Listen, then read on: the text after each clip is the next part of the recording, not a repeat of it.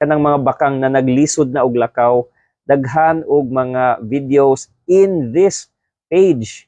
Wala ko naka-post kaayo this year, but yes, makalakaw ng bakang, masakto ang position sa legs to a certain degree depending sad on unsa ka grabe and unsay problema.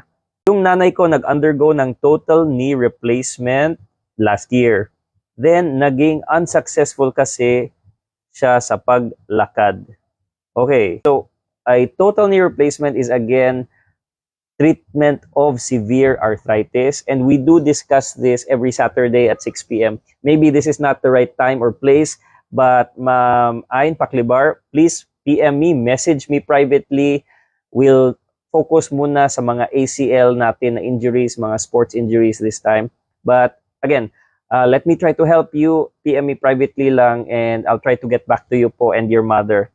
We'll see what we can do po, kasi priority natin today is the mga injury sa ACL. Ako si Pugo, Dok, ilang weeks po bago mawala yung swelling after ACL reconstruction.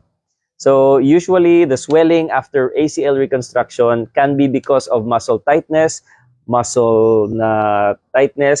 knee arthrofibrosis, or nagkaroon ng unsay tawag na unod sa sud sa tuhod, and it can take a while.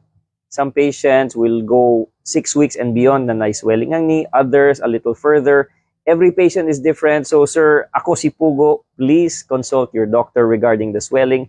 Every patient kasi is different po. So di gina parihatanan. It also matters what type of surgery was done, because there are different types of ACL reconstruction. Pwede hamstring, pwede patellar tendon, pwede quadriceps tendon. Other ACL injuries also have meniscus tears, others. So medyo complicated to answer if when usually mawala. Every patient po is different.